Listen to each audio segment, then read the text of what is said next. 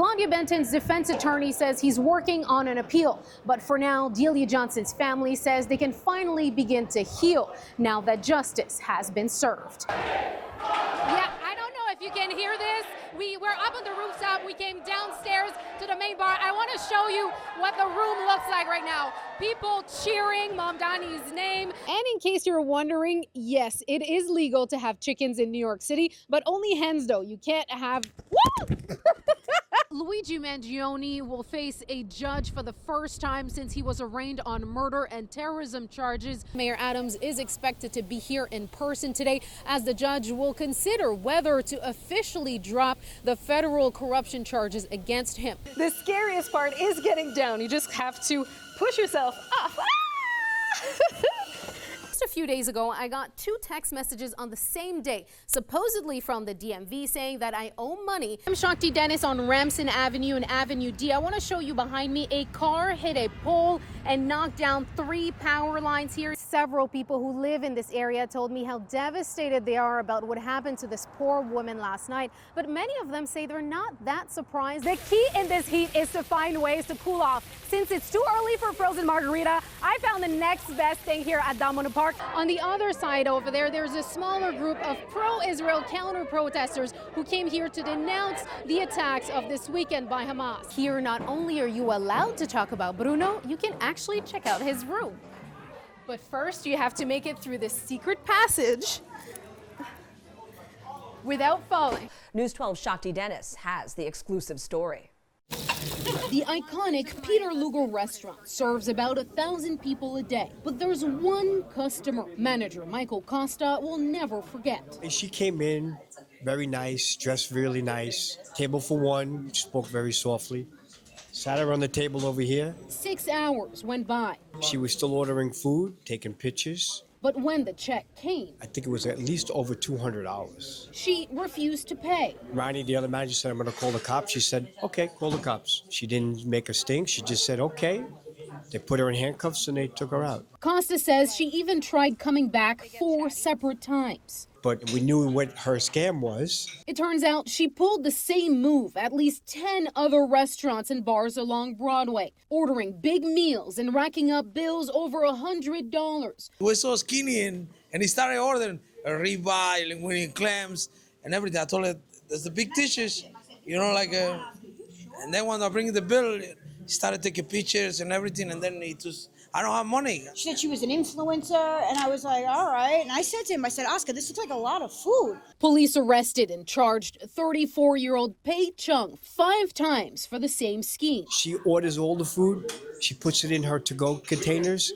Cops come and take her away, and she takes her containers with her. So now these restaurant owners are sending a warning to other restaurants. Be on the lookout for that woman. She's well-dressed. She looks like she has money. She had a fur coat on when she came in. That's why I didn't expect anything. Yeah, Julia, this whole area was blocked off for hours this morning. So far, we know that a woman was hit by a car just before 7 this morning here on Pitkin Avenue. Passers-by found her body on the street right here at the corner of Osborne Street. But we're learning that she might have been dragged for at least 2 blocks. A disturbing scene in Brownsville. A woman in her 30s found dead in the street. News 12 obtained a series of surveillance video that helped piece together what happened. Around 6:30 a.m., video shows the woman walking into a bodega at Pitkin Avenue and Osborne Street. She came in here.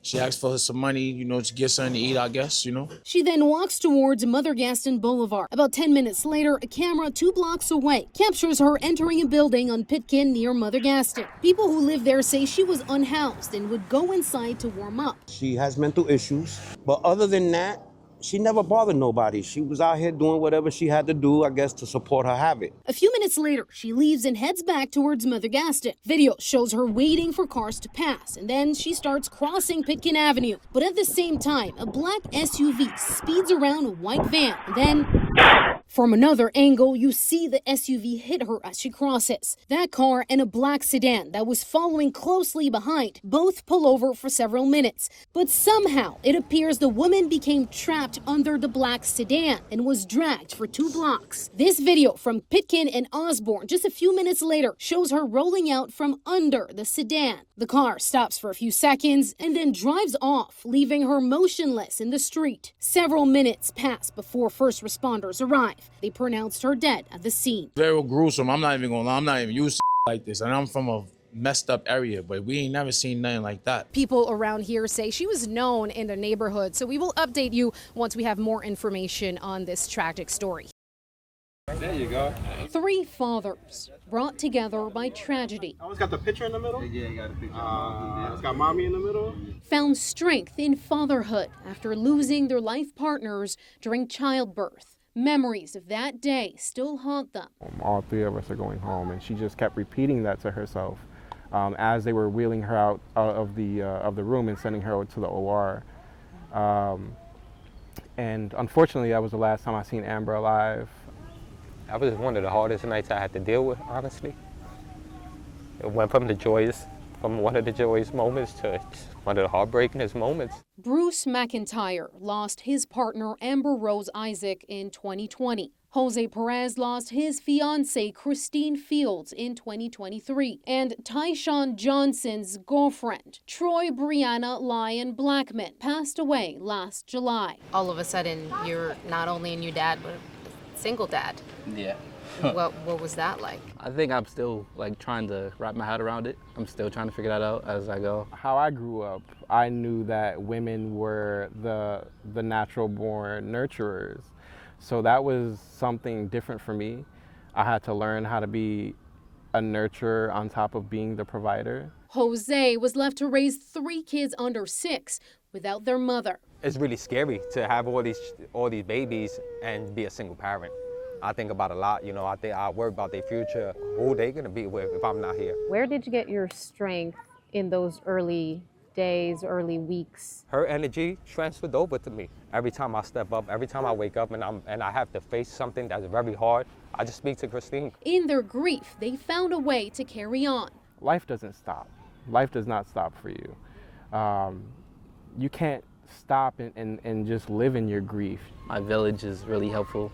That pretty much is what I'm leaning on, and they just carry me through. And they found strength in each other. Man, we do need more safe spaces so we can have conversations like this. Now they wake up every single day with one goal: to be the best dads they can be. Every day is Father's Day with him. He really makes me feel special, and that comfort that his mother is still there. And see how she's just moving and learning and growing. I think her smile helps the most, honestly. In Brooklyn, Shakti Denis, News 12.